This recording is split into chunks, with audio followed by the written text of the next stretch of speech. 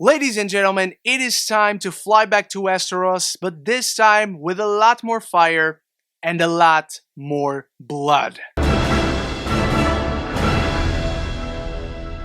Welcome all Game of Thrones fans. Thank you so much for clicking on my review for House of the Dragon. The show premieres tonight on HBO Max, and we're taken back just under 200 years before the birth of Daenerys Targaryen, where we land in the midst of the Targaryen dynasty at the peak of its powers, with the kingdoms under the rule of Viserys Targaryen, who must carefully care for the future of his house, balancing his loyalties to his family, his subjects, and himself. This review will have no spoilers, by the way, and for reference, I'm a huge fan of Game of Thrones. I was not disappointed in the final season. I have read all the books in the main series, and my favorite house in the entire Song of Ice and Fire is House Targaryen. So I came into this show very excited, and my general thoughts on the first 3 episodes are that this is a much more intimate scale show. This is about one family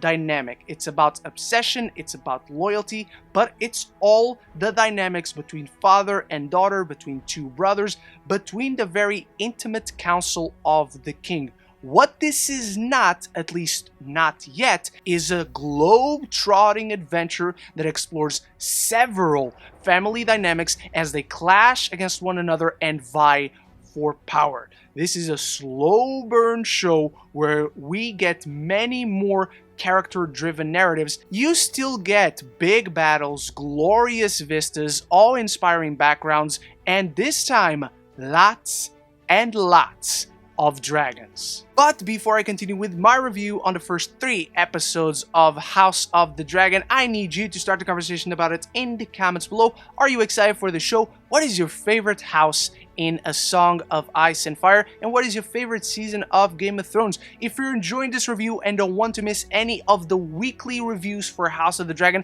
and if you love movies and TV, this is the place to be, so click that subscribe button and you won't miss any future conversation on your favorite House of the Dragon episodes. The first 3 episodes, despite my inherent excitement coming in, managed to surprise me immensely because of their methodical pacing. This is a show that explores a family dynamic, but not just the one that we're witnessing in current events. It explores how a damaged past, a fraction amongst family members, has led to the moment where we find ourselves in this show where King Viserys must decide who is his heir. What is the best path for him to take, not just for himself as king, but as a member of this family. With that, the show is able to deliver a much more character-driven narrative. The expanded world of Westeros is explored, but all through these characters'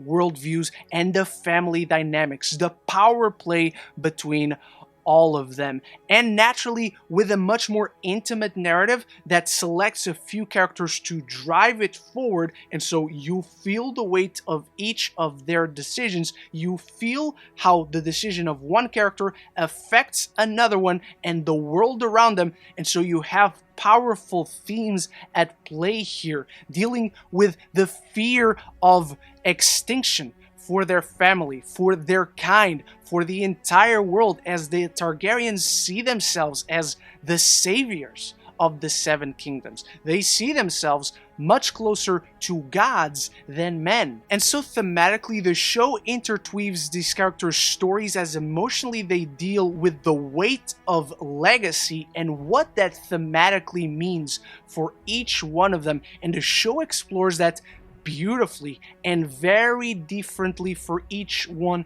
of the characters. And legacy is a particularly interesting theme because the Targaryens are such well-known characters. Not only are we learning more about their past through these characters, but we also know how things play out for them in the future, and they might not work out for the best. You also have the theme of survival. Going back to consequences and decision making, you feel like every decision they make could lead them closer to the precipice. Survival is a particularly rich theme in my mind because there's a civil war brewing amongst Targaryens. And so you have people seeking the preservation of their house name, seeking a prosperous future, but they're maybe about to bring upon each other their own destruction. It's writing like this that makes that slow burn feel so efficient and so tension-filled. And you want that in a story like this. You want that intensity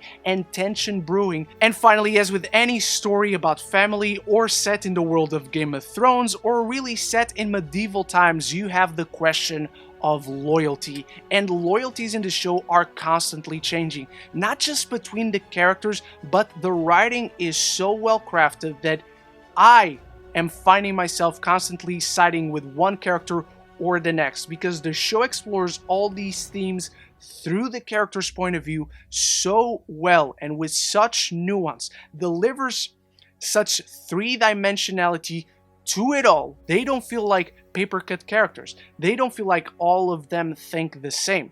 These characters feel unique from one another in this story. From the beginning, the show paints the Targaryens as their own worst enemy, which I found fascinating. An immensely powerful family made up of immensely fragile people, carefully crafting allegiances, loyalties, marriages to preserve their house, to bring upon a prosperous future for their family.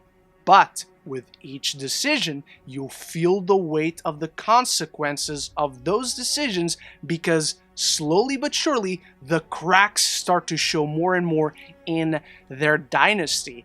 And these carefully planned family dynamics hook you in mainly through the performances. Paddy Considine as Viserys Targaryen is sensational. This is such an underrated actor. I'm glad he finally has a lead role to shine in, because you see a man filled with guilt and sorrow, carrying the loss and the sins of those who came before him, and he feels lost. And I love that this show is not afraid to show it. He's a king, so he's got to stay face. He's got to show the others that he knows what he's doing. But in the more intimate moments that we get with him, you see him completely lost, unsure what to do, unsure of what is best for himself as king, but for his family, for the future that those that are coming after him are bringing to the kingdom. And of course, I gotta talk about my favorite doctor, Matt Smith as Prince Daemon Targaryen.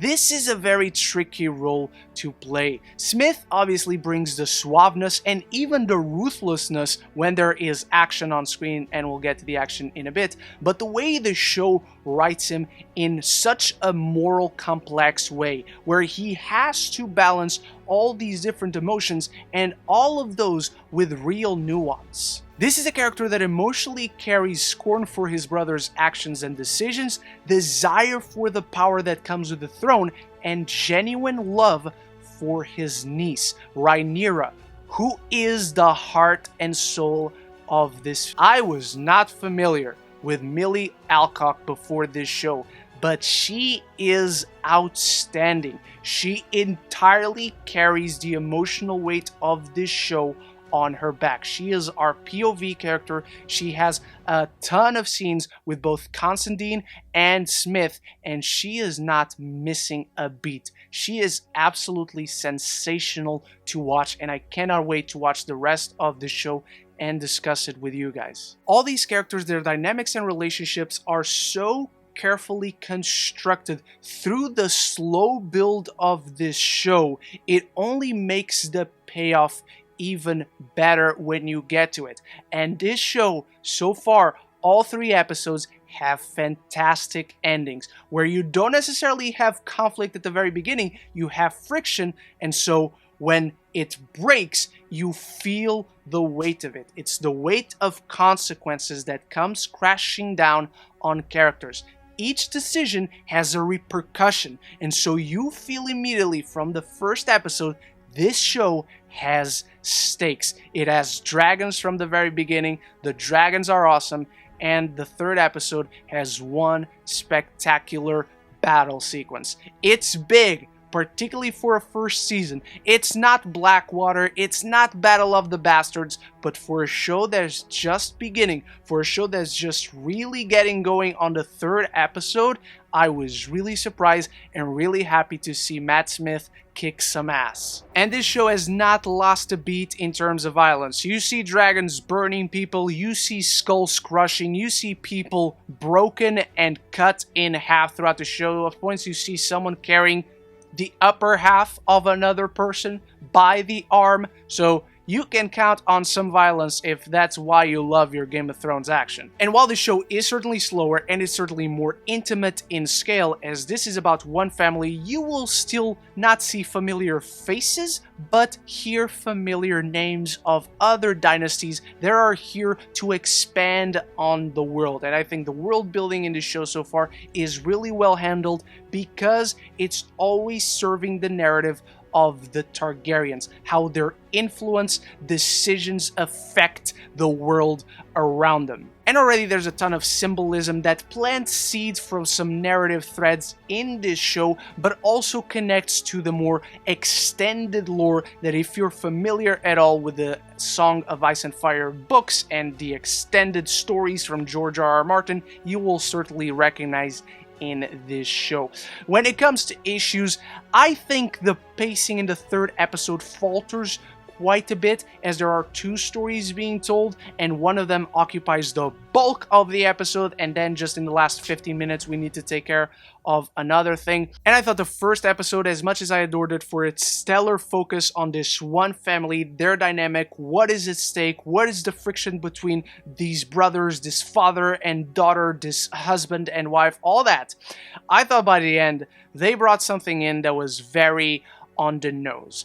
I understand that it gives some insight into the Targaryens' despair for survival, but it doesn't raise the stakes or tension in this specific story for these characters right here, right now, whatsoever. And the way the dialogue in that moment was handled, the way the whole scene was portrayed, I was like, it's not bad, but did I need this moment? I really didn't. House of the Dragon certainly has me hooked after 3 episodes. I want to see where these characters grow, following this fascinating family dynamic that feels like Godfather brought into the world of Game of Thrones. Its slow pace will certainly not be for everyone, but I'm sensing that from here on out we're going to pick up things significantly, as by the end of each episode you're like, the bar was just raised, the status quo was just changed, and so the game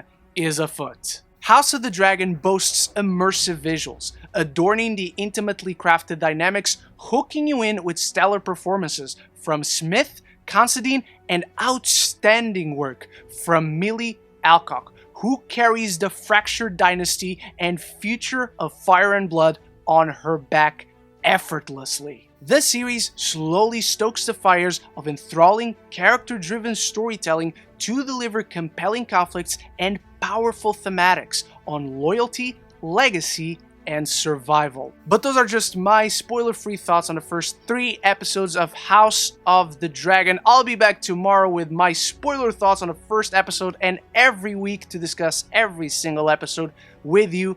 Thank you so much for watching. I hope to see you in future reviews, and thank you to my channel members for always supporting this channel. So until the next one, love each other and love the movies.